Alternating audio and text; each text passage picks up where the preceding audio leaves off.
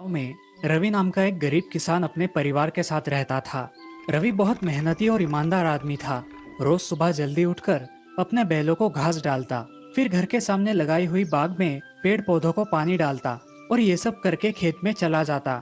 वो और उसकी पत्नी दिन भर खेतों में मेहनत किया करते थे, लेकिन इस साल बारिश अच्छी ना होने के कारण खेतों में फसल भी अच्छी नहीं आई थी। इसी बात को लेकर रवि और उसकी पत्नी गीता बहुत चिंता में रहते थे।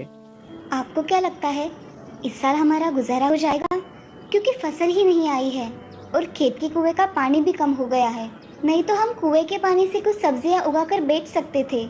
पता नहीं भाग्यवान, इस साल हमारे नसीब में क्या लिखा है। जो भी होगा देखा जाएगा, तुम चिंता मत करो। बात तो गीता एकदम सही कह रही है। मैं खुद भी सोच सोच कर परेशान हूँ कि आगे क्या करूँ।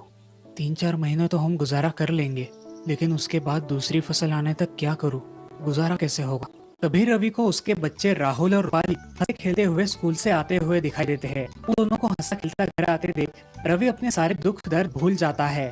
दोनों बच्चे उसके पास दौड़ते हुए आते हैं और उसके गले लग जाते हैं। आ गए मेरे दो अनमोल रतन, चलो अब जल्दी जल्दी हाथ मुंह धो लो और कुछ खा लो। हाँ पिताजी, हम अभी आए। सब लोग घर में जाते हैं और खाना खाकर सो जाते हैं। अगले दिन रवि और गीता अपनी बैल बंडी लेकर खेत में जाने के लिए निकलते हैं। खेत में जाकर अपने अपने काम पूरे कर लेते हैं। जब सूरज सिर पे आता है तो दोनों एक पेड़ के नीचे खाना खाने बैठ जाते हैं। अजी, आपने तो कल मेरी बात टाल दी, लेकिन क्या सचमुच आपको आगे का सोचकर चिंता नहीं होती? हाँ, चिंता तो बहुत होती है मुझे, लेकिन हम कर भी क्या सकते हैं। तुम्हें तो पता है, एक किसान का जीवन बिल्कुल भगवान के ऊपर निर्भर है। अच्छी बारिश आई तो अच्छी फसल होगी, लेकिन फिर बाजार में बेचने जाओ तो हमें उसके अच्छे दाम भी नहीं मिलते।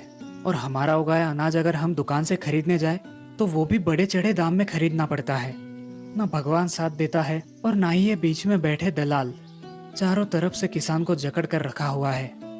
हाँ जी, वो तो है।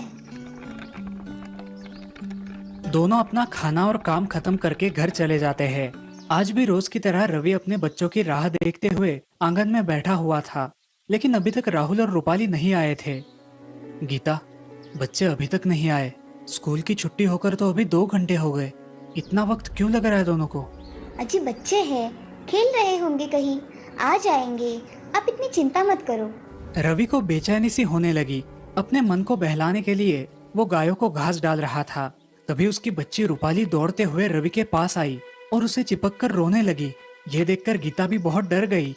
क्या हुआ मेरी राजकुमारी, क्यों रो रही हो? और राहुल कहाँ है? किसी से झगड़ा हुआ है क्या? रूपाली बहुत रो रही थी। ये देखकर गीता को समझ में आ गया कि कुछ न कुछ अनहोनी हुई है। वो रूपाली के पास आई और उससे पूछा, अरे बेटा, ऐसे रो मत। क्या बात है, जल्दी बताओ। माँ, राहुल भैया खेलते खेलते सड़क पर एक बड़ी गाड़ी से टकरा गए। उन्हें बहुत चोट आई है। माँ, वहाँ पर खड़े लोग भैया को हॉस्पिटल लेकर गए हैं। ये सब सुनकर रवि और गीता के पैरों के तले की जमीन खिसक जाती है। गीता रोने लगती है। रवि अपने आप को संभालता है। तभी रवि के पड़ोसी किशन और रामू वहाँ आते हैं। रवि उन दोनों के साथ हॉस्पिटल के लिए निकल पड़ता है। अरे रामू, अब क्या होगा? मेरे राहुल को कितनी चोट आई होगी। रवि भाई, तुम हिम्मत मत हारो। क्या पता वहाँ जाकर हमें पता चले कि कुछ ज्यादा हुआ ही नहीं। अपने आप को संभालो। तीनों दोस्त हॉस्पिटल पहुंच जाते हैं। डॉक्टर तीनों को उनके केबिन में बुलाते हैं।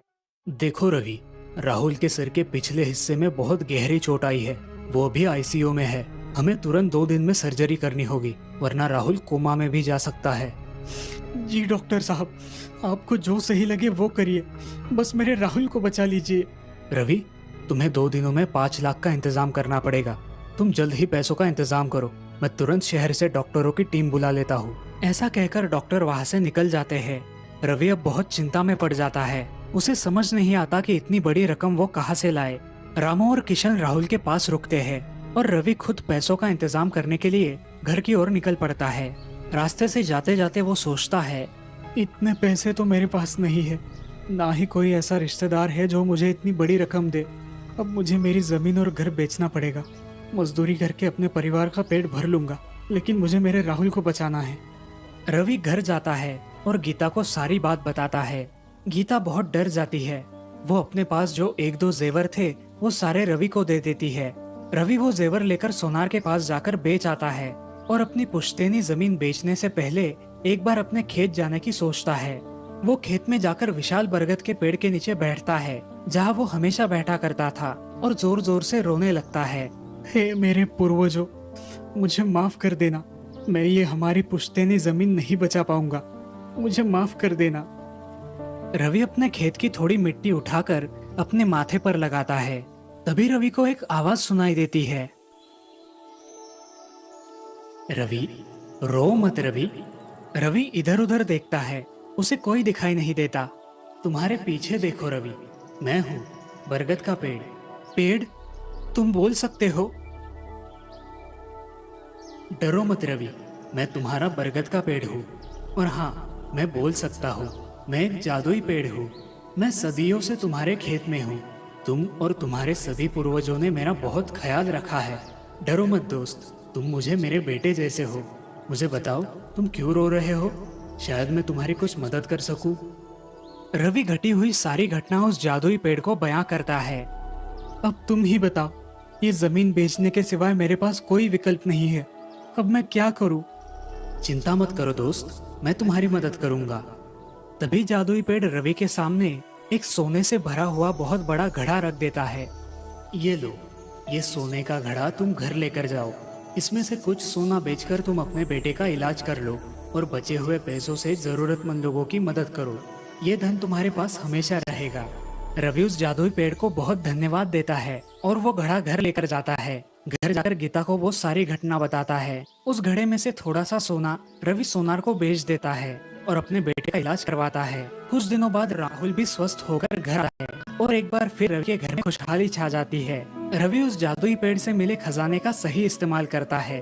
गांव में एक स्कूल और एक अस्पताल बनवाता है ताकि गांव के लोगों को शिक्षा और स्वास्थ्य के लिए कहीं बाहर न जाना पड़े। जादुई पेड़ भी उसके दिए हुए धन का सही इस्तेमाल होते देख बहुत खुश था।